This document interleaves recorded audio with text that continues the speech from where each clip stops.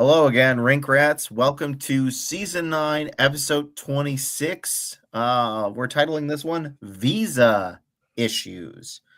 I am filling in for Andy Campbell tonight, who is in Florida enjoying the fun and sun. I am joined again tonight by our usual suspect, Jimmy O'Malley. Jimmy, how are you? I'm doing well. I don't have to go all the way to Florida to enjoy the sun because it's a nice day and it's going to be a nice weekend. And it's something us Midwesterners have deserved after what has been a very weird start to March. I agree with you on that one. I agree with you 100% on that one. Weird start to March. All right, let's get right into it. The big story for the Blackhawks is prospect Sasha Boisvert, who signed his entry-level contract earlier or late last week. He left the Boston University after their season ended and now is currently waiting on his work visa to play with the Blackhawks. As of earlier today, correct me if I'm wrong, Jimmy, he hasn't been approved. His work visa hasn't been approved. So he's currently still not eligible to play for the Blackhawks. That is correct. I think he's still in a waiting period for that whole situation to figure itself out.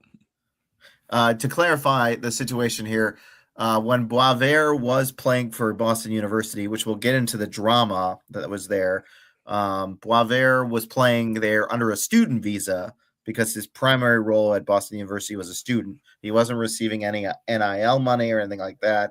So that's why he had to get a work visa to work in the United States. Now, Jimmy, what do you make of Boisvert being scratched in BU's second to last game before returning for the last game of the season? It's very concerning because we did find out why. Apparently, he was late to a practice, and I think the head coach of BU, his name escapes me, but he said this isn't the first time we've had this issue. He has apparently been, sounds like pretty difficult at BU with how things have gone. It just seems like throughout the entire season, it's been a match made in hell. He did well at NODAC. He won, Rookie of the Year, and was it the N? What is it? NHCH? I always forget the acronym. Yeah, and I think that's right. Yeah, but like he did well, and then he left, and then Boston. It was basically like a terrible marriage from the start. The hope is that both sides can just move on and be like, all right, this sucked for both of us. We can move on. But yeah, it's a little bit concerning. You don't want to hear stuff about a guy not really being liked by teammates or the school he went to, and you don't want to hear that about Sasha not really doing well in a situation where you're hoping he develops.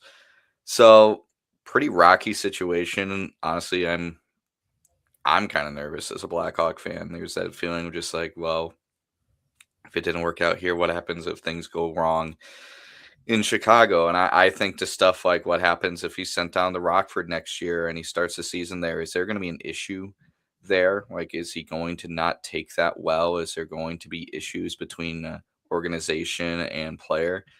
Of course, this is completely hypothetical. This is looking into something down the line, but you do worry about stuff like that. If a kid, doesn't play nice with where he's playing, you always worry about, well, is he going to play nice when he's here? Now that he's being paid six figures at the ripe age of 20. So yeah, a lot to be concerned about, but also there's still talent there. He had a horrible year at BU, but he had a great year at NODAC. So you're just hoping play was reflected in how the relationship went, and you also think, oh, play reflected like an early season injury that he had, and maybe Yep, that yeah, the shoulder. maybe that affected how he played long term. So bit of concern, but also just like there's still excitement. He's still first round pick. He still won Rookie of the Year in college 2 years ago. So there's reason to believe he's going to find his stride, and that BU is just hopefully a learning experience for everyone involved. That's the optimistic appraisal of it. Yeah, hopefully it was a learning experience for him. Hopefully he'll have some older players in the NHL, whether it's Connor Bedard, Frank Nazar, somebody like that, to kind of take him under his wing and just be like, hey, you can't be late to meetings. You have to be on time. Um, things of that nature. I mean, he is only 20 years old. I will give him that. He is only 20 years old, but like you have to know the expectation of what you are, where you're at in the situation. It wasn't like it was the first practice of the year at BU and he didn't know what time he had to be there. He knew exactly what was going on. So hopefully in the NHL, it's a better NHL and probably the AHL, because let's be honest with ourselves, unless he really wows towards the end of the season, he's probably going to start the year in Rockford next year, I would assume. That seems to be the plan for Blackhawks forwards. They come up, do their cup of coffee, they go start the year in Rockford, then you basically have to force your way into the NHL. Mm-hmm. So hopefully with his showcase, whenever it gets started, whenever his visa issues get sorted out, he can show, I believe Jeff Blashill said earlier this week that he wants him to show like a physical presence, because he is a bigger guy, and show a little bit of grit, which the Hawks currently do not have. Mangiapane's kind of been that instigator grit guy since he's been here. But other than that, like the Hawks don't really have anybody who's going to throw a hard check into the boards or get physical in the corners and stuff like that. So hopefully when Boisvert's visa issue is sorted out, he can show what made him a first-round pick in Chicago. Definitely. All right. Another big thing that dropped today, Elliot Friedman released his 32 Thoughts, the written version today. And one of the big bombshells in that was that the Blackhawks will be one of the teams interested in Matthew Knies. Matthew Knies is a forward who played at the University of Minnesota, was drafted by the Toronto Maple Leafs, and it's on a pretty team-friendly deal for what the output he has. Toronto, probably under Brad Treliving, moving into a rebuild phase for a little bit. They have too much money on the books and not any really youth infusion in their system coming through. So, Jimmy, what are your thoughts on Matthew Knies being a potential acquisition candidate for the Hawks this offseason? I think it's a match made in heaven. I mean, this kid, he's about to reach 60 points for the first time in his career. He's 23 years old. He's in the first year of his contract that pays him $7.75 million. I mean, that for a guy that I think projects easy as a top 6 winger at this point in his career, that can get you upwards of, he only has 18 goals this year, but last year he had 29. This kid can get 25, 35 goals a year. His expected goals for was really solid last year. Everything in his stats this year has gone down, but I mean, let's be honest, who in Toronto is performing? Nobody. I can't think of anyone in Toronto that's performing up to snuff, and still he is in a what I would consider down year, 1 point from matching his career high in points, which he scored last year at 58, and he's played 66 games. Last year he had 58 points in 78 games. I'm very excited about the idea of getting this kid. I think we talked about it a while back. Mm-hmm. He's also he's huge. He's 6'3", 230 pounds, according to Puckpedia. Yeah, the kid is a big skater. He skates super well. He could be that powered forward winger that every top 6 is dying for. That Matthew Brady Tkachuk light that every team now is heavily invested in getting. This kid is that right now. He has one of the best contracts, I think, in the entire NHL. Entire NHL. The Blackhawks can get him on right away, no problem whatsoever. Entire contract, and they have the assets to do it. We talked about it a couple weeks ago. We talked about hypothetical trades for guys like him or Jason Robertson. The Blackhawks have so much prospect capital and so much draft capital still that you could trade 2 first-round picks and not even blink. Like the Blackhawks could trade Edmonton and Florida's first-round picks, still have their own picks, and still have, I think, like 5 second-round picks over the next 3 years. It's a no-brainer to me.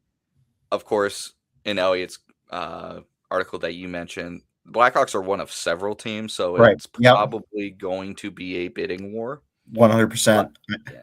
But the Blackhawks do have an up, is that they have all the cap space in the world. Toronto will not have to retain anything, and we're out of conference, out of mind for a lot of teams. Like if you're going to trade talent, you don't want to trade it to a team you're going to play 3 or 4 times a year. You trade it to a team you play 2 times a year.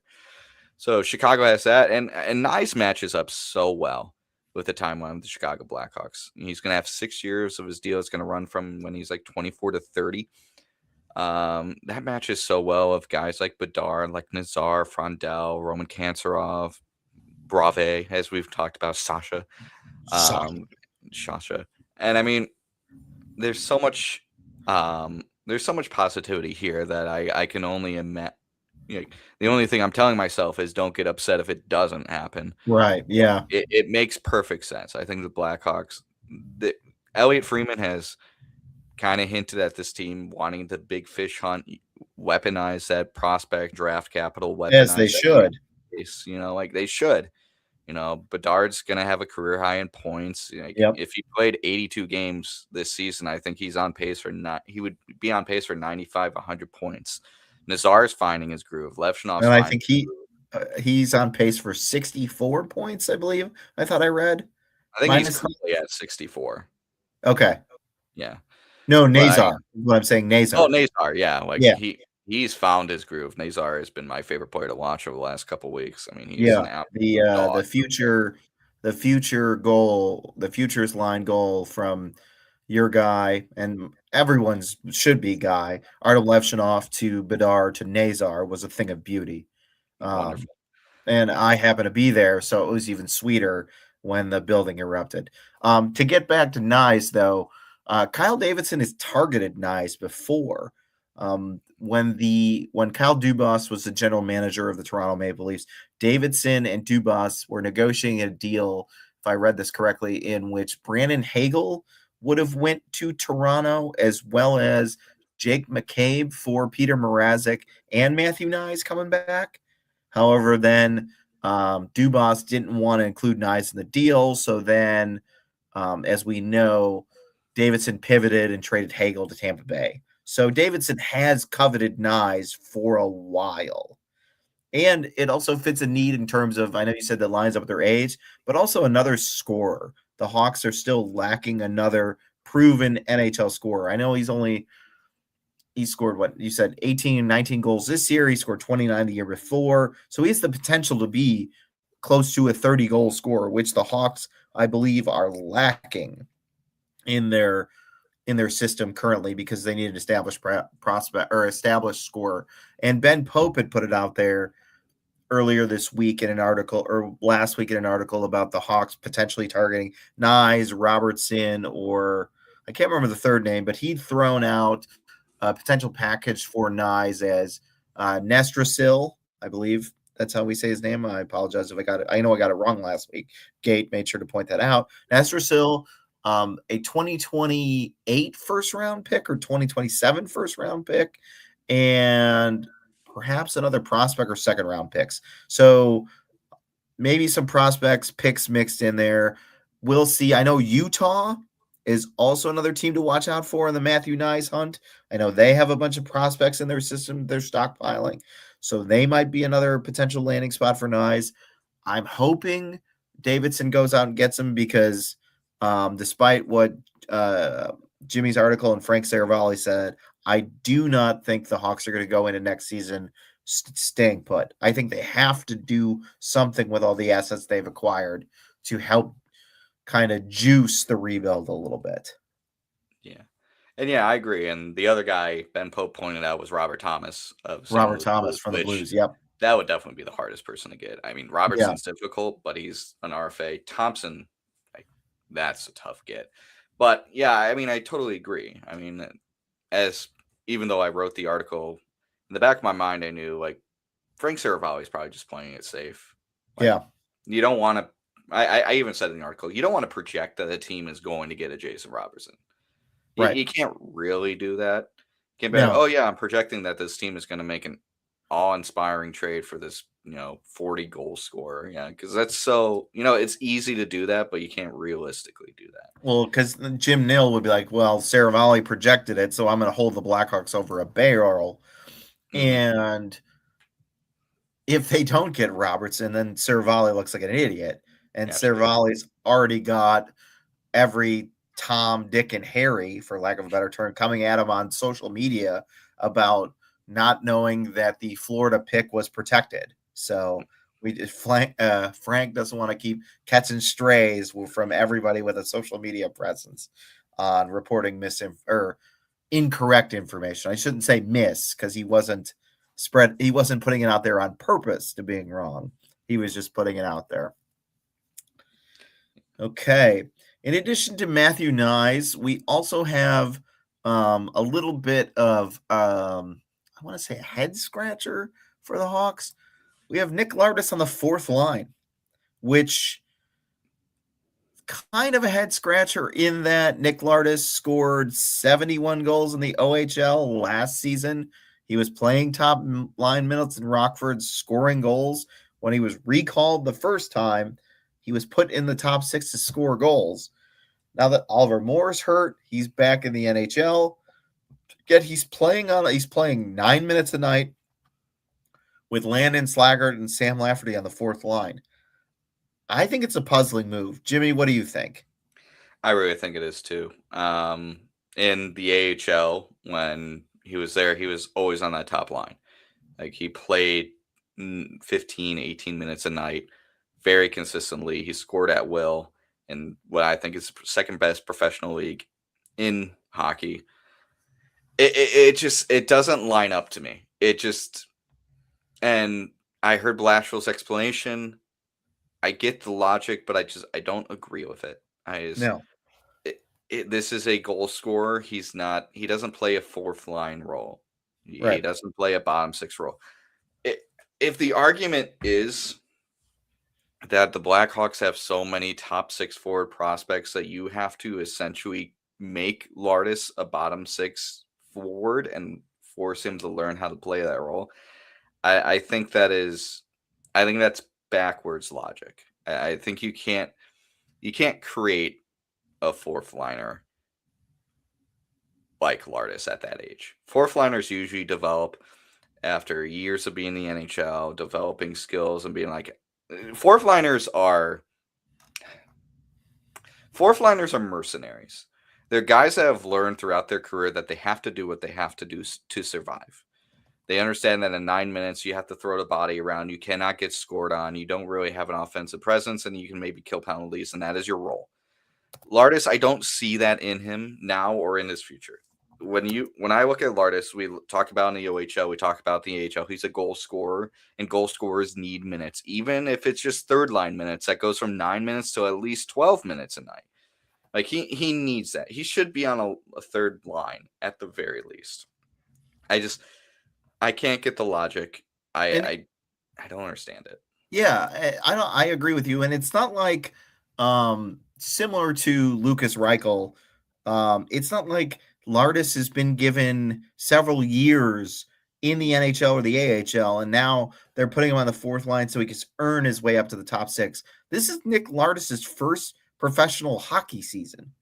So if you want him to learn a 200-foot game, you don't do it in the fourth line in the NHL. And with Boisvert, who we talked about a little bit ago, he's going to come to the lineup eventually when his visa issue gets sorted out. So then where does Nick Lardis go then? Is Nick Lardis going to stay on the fourth line and Boisvert, who hasn't played one game of professional hockey, going to get a third line role or be in the top six? So it's just, I understand that Lardis needs to work on his 200-foot game. I don't think getting 9 minutes a night playing with Sam Lafferty and Landon Slaggert in the bottom on the fourth line helps his development in any way, shape, or form. Especially considering you drafted him to be a goal scorer. That's what he is. You shouldn't try to make him into a fourth line guy. Like I said, Lucas Reichel's situation was different. The Hawks were out of chance. They were done with Lucas Reichel.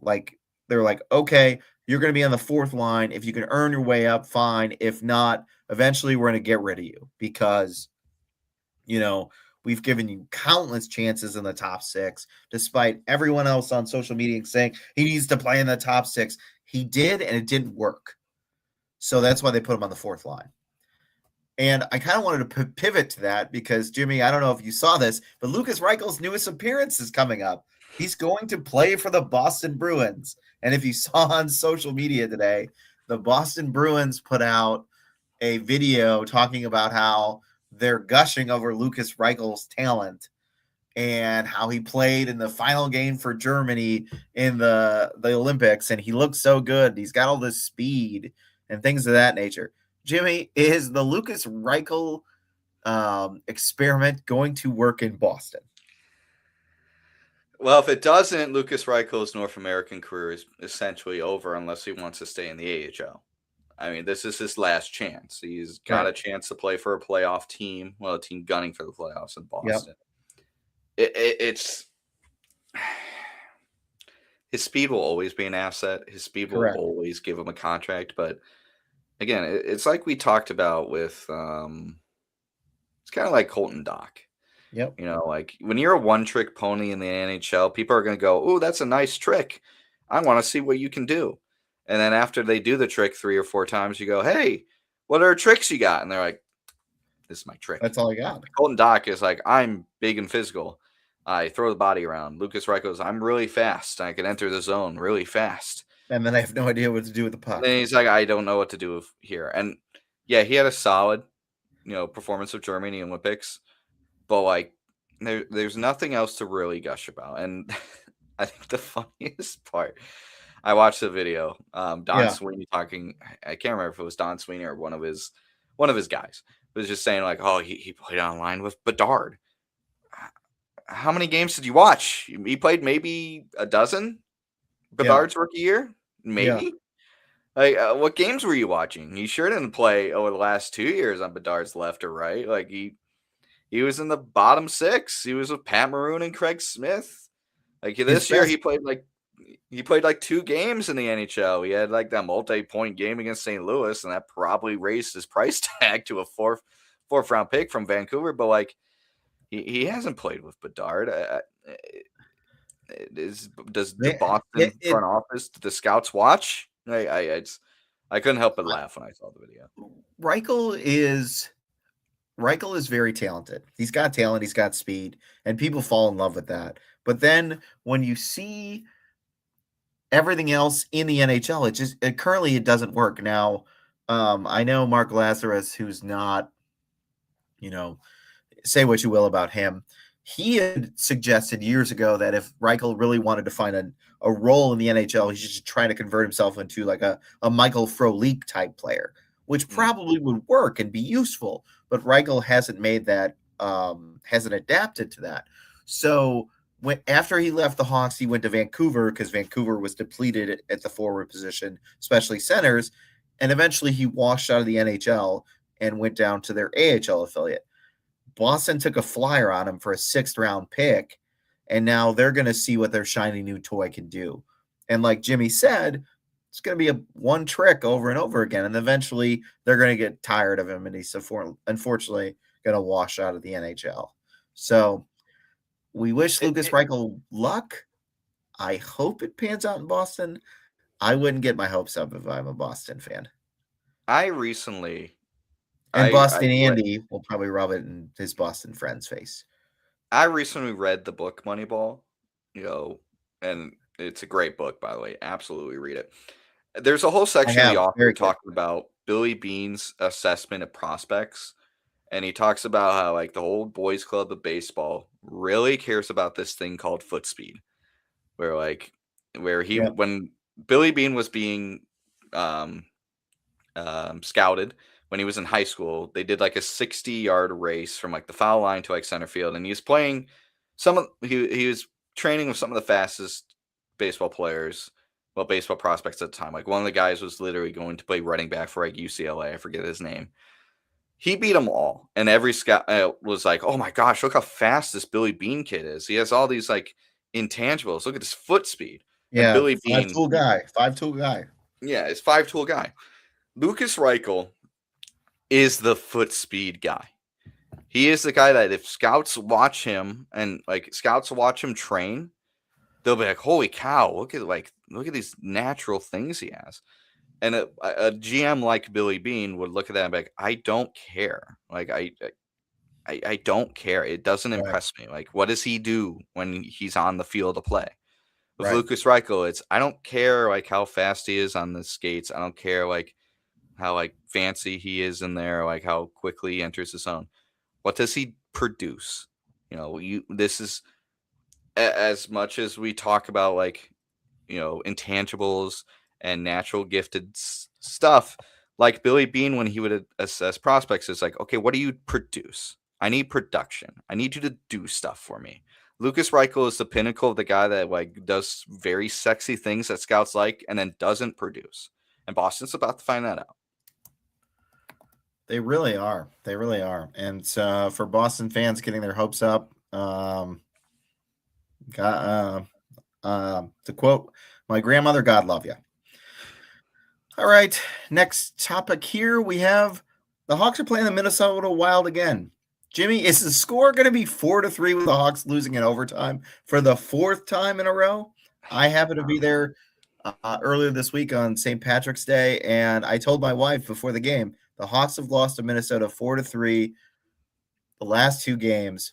And sure enough, when they went down 3-1, I kept thinking in the back of my mind, they're somehow going to tie it, which the Hawks did. Give them credit. They played way better in the second and third period than they did in that horrible first period. And then they just got stuck on the ice in overtime. Jimmy, is it going to be 4-3 again tonight?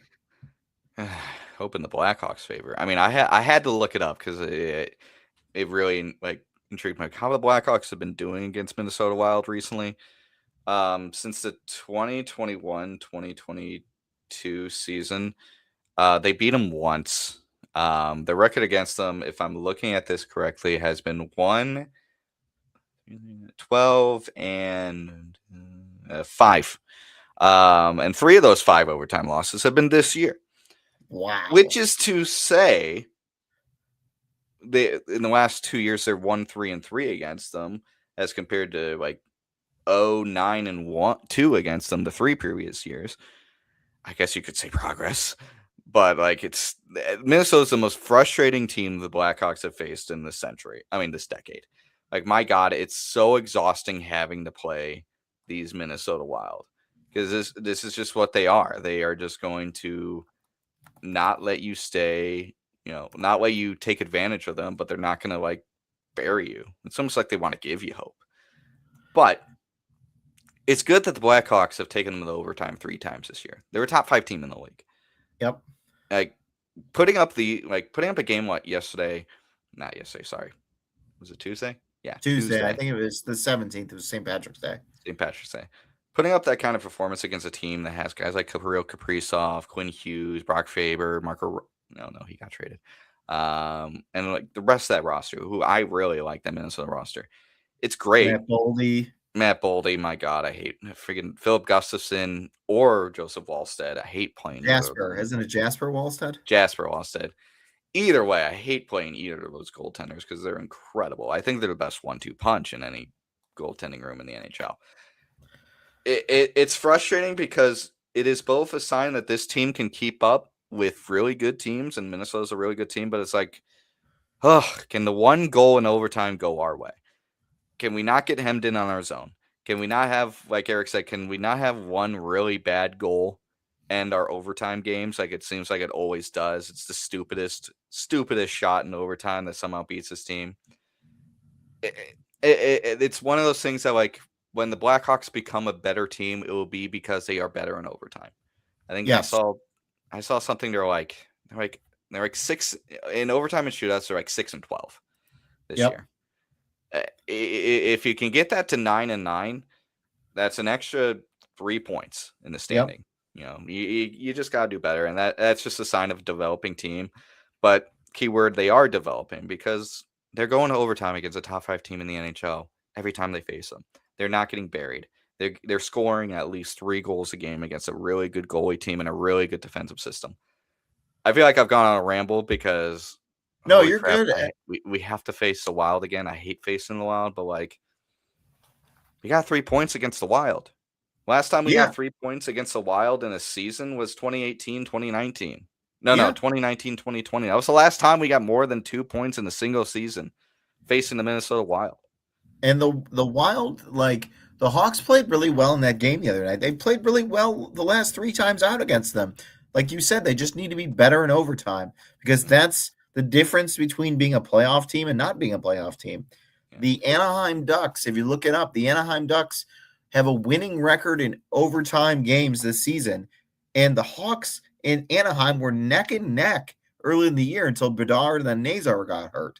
If the Hawks can improve their overtime win-loss record, that's going to be a significant jump.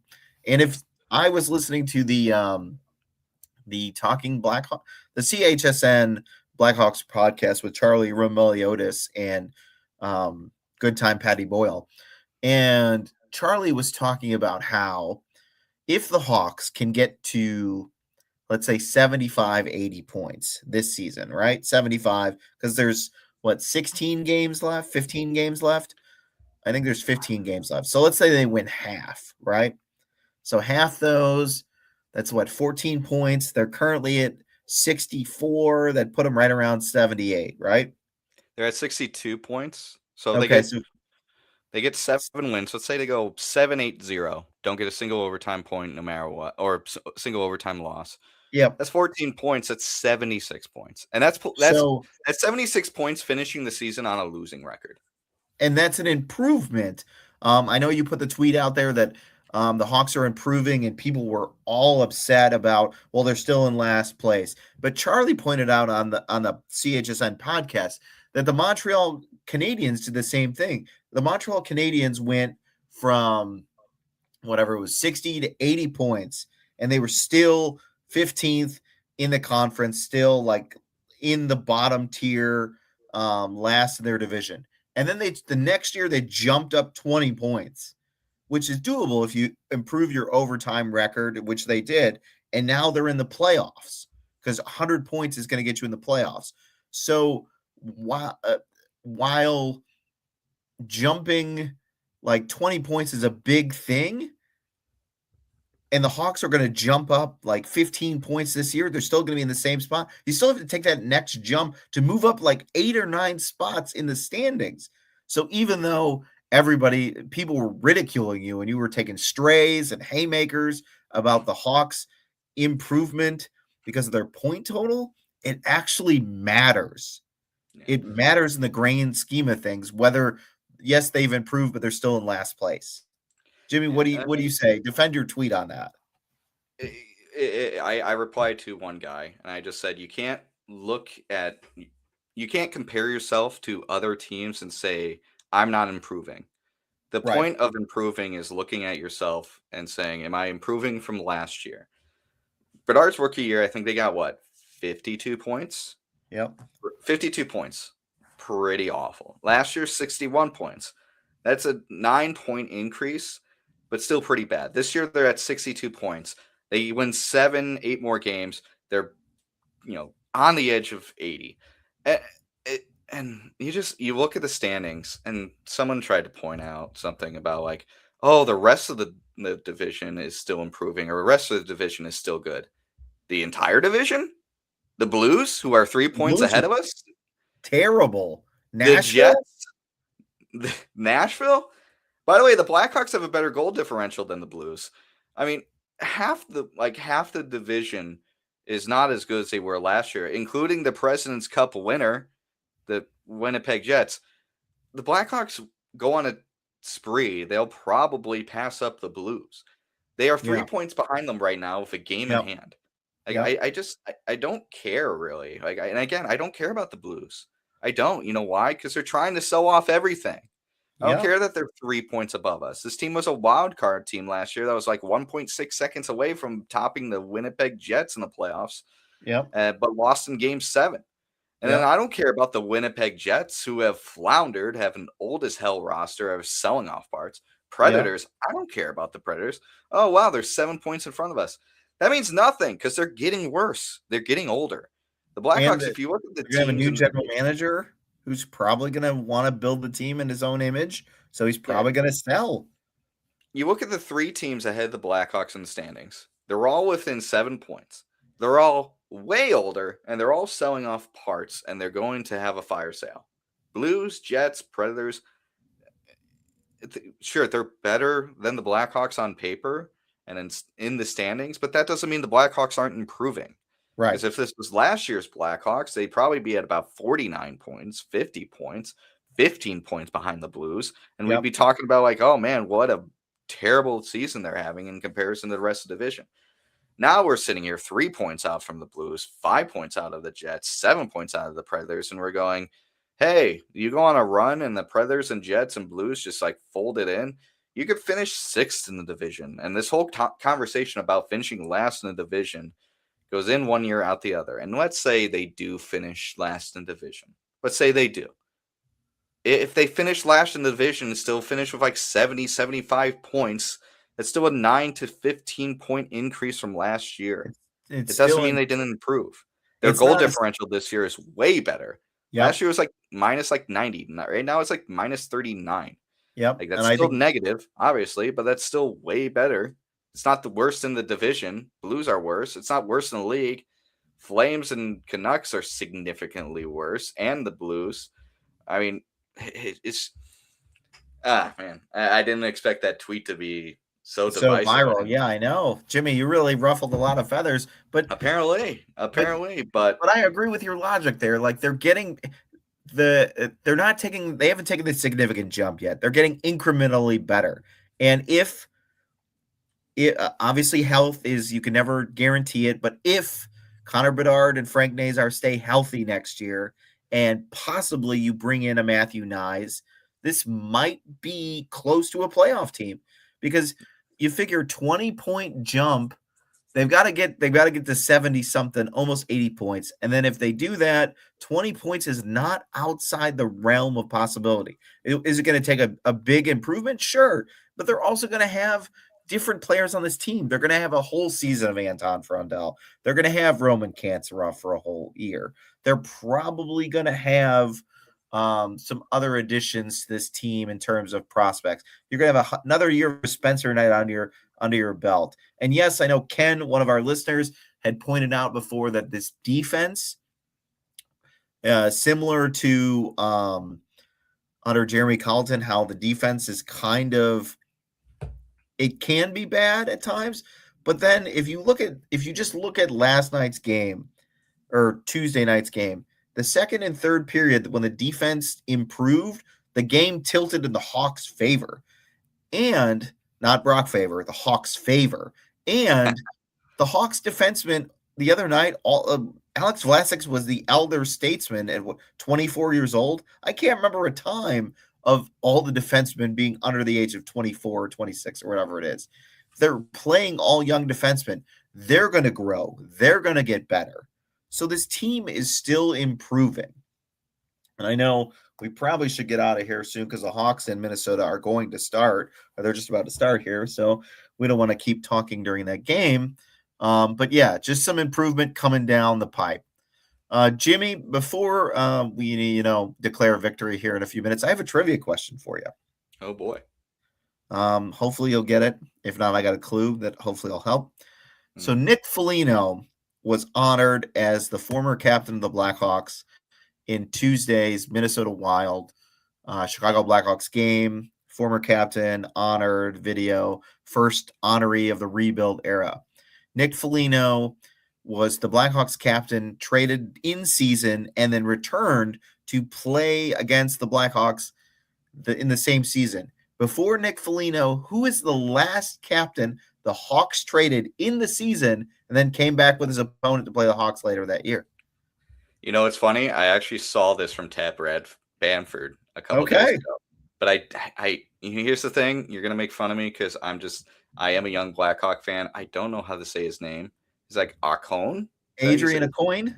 Aucoin, yes. Yeah, Adrian Aucoin. Because I know that because his son just signed with an Indy Fuel too. He did. Yep, exactly. Good one, Jimmy. Good job, Jimmy. So Adrian Aucoin was the last Blackhawks captain to be traded in season and then come back and play the Blackhawks in a game.